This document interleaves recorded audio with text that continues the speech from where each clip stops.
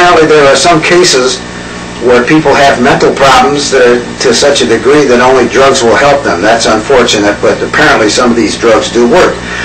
And that is another one of the reasons why people become criminal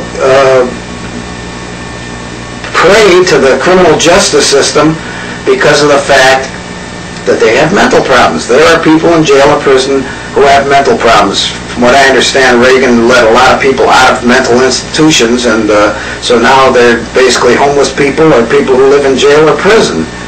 And what we need, of course, are good psychotherapists and people to take care of these people in terms of giving them the proper direction and help that they need with their mental problems.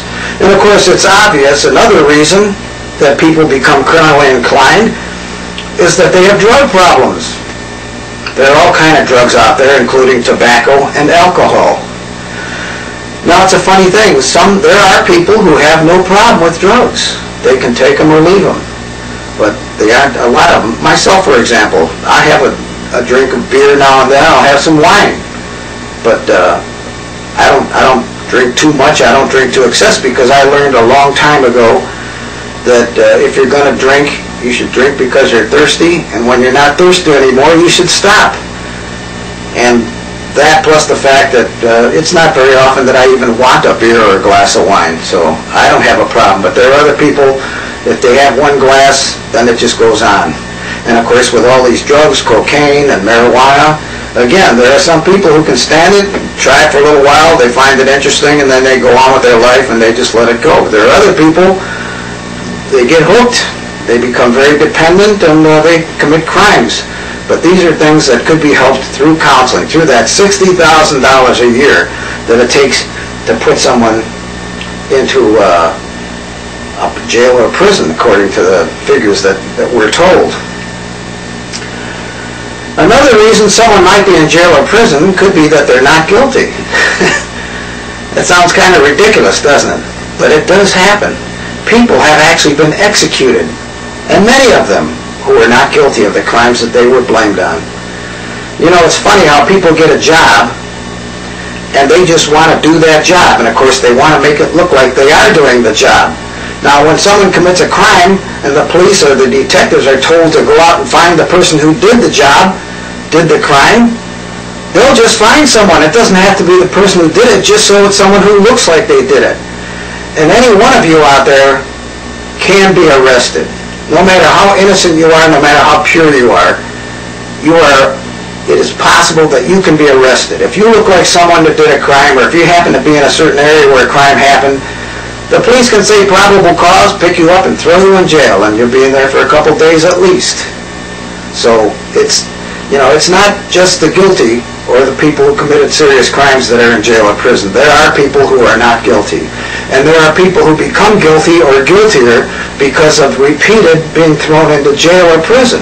Because you're influenced by a lot of negative people, particularly if you're a young person. And another reason people commit crimes, that would be the violent crimes, is that they have a bad temper. There are people who have bad tempers, and it can even lead to murder. In fact, I have met people who are murderers, and they generally had that one thing in common, that they had a bad temper. So, there again, that's something that can be resolved. A little counseling, a little understanding, a little self-discipline. But of course we need someone to guide them. But these people could be kept out of jail or prison. They could be made useful, productive citizens of the United States. You know, the jail and prison system has been around a long time. And 50 or 100 years ago, they used to dress these convicts in outfits with black and white stripes. They'd laugh at them and they'd call them jailbird. And it was very humiliating. Now, most jails and prisons, as I understand, have stopped that type of treatment of prisoners, giving them outfits like that just basically ridicule them and brand them as criminals. And of course, if you give someone a brand like that, if you tell someone that they're no good or that they're negative, they may accept that concept and decide that they're a bad person and it's expected for them to be bad, and they will be bad. In the same vein, you know, they used to call it the Gray Rock Hotel, or the bars, you know, there's bars all over the jails and prisons. Well, that is changing too, because They're building a lot of new jails and prisons where there are no bars. They got glass, shatterproof glass and steel doors. And people are shown these new places, and they become envious. They say, wow, it's like a hotel. I'd like to live here. It's like people who go to jail or prison are really lucky.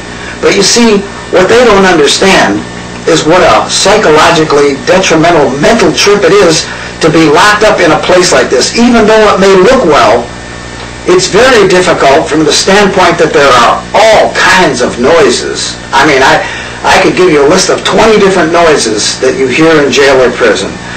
Plus, there's always some kind of light there. At night, they may turn the lights down a little, but there's always some kind of light.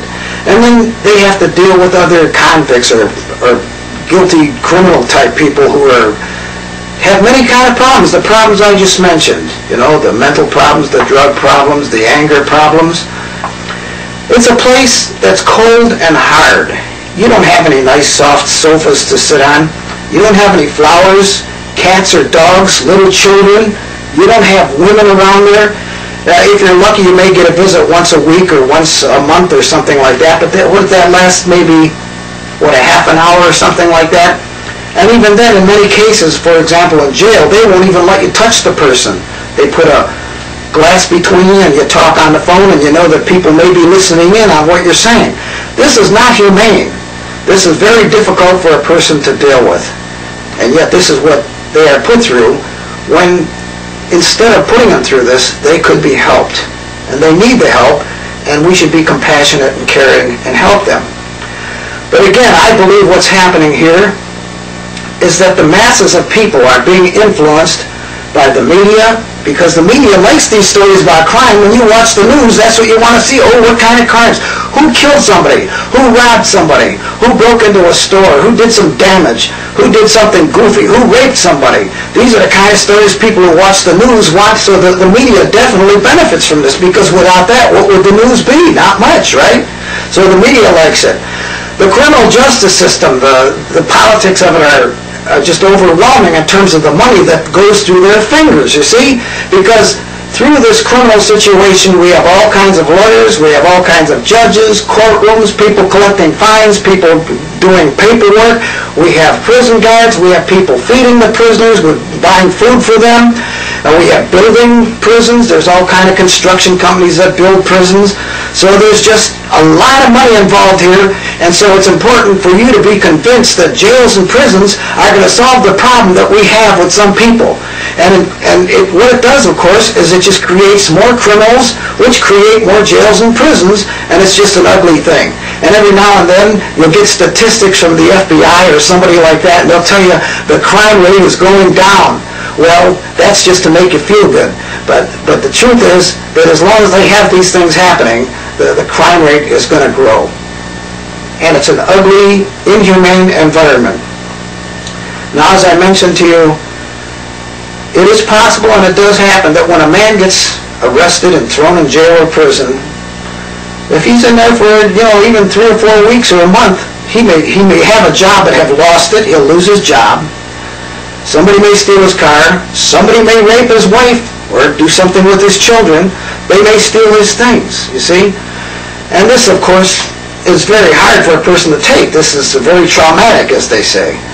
But also another thing that they do in jail and prison is when you go to visit someone in jail or prison, generally you're not going to be treated very well. It's almost like they're discouraging you from visiting these people in jail or prison. And it's almost like, they want life to be tough, And when you're in jail or prison, you feel like the world hates you. You feel like everybody wants you there and that they're glad you're there. I'm sure a lot of people who are in jail or prison say, well, when I get out, I'll show them.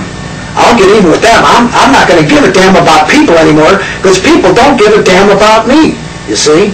So this again explains to you why it's not good to have jails and prisons. But there are all these, even the commerce, that they don't want people breaking into their places and stealing stuff, so hey, throw them in jail, throw them in prison.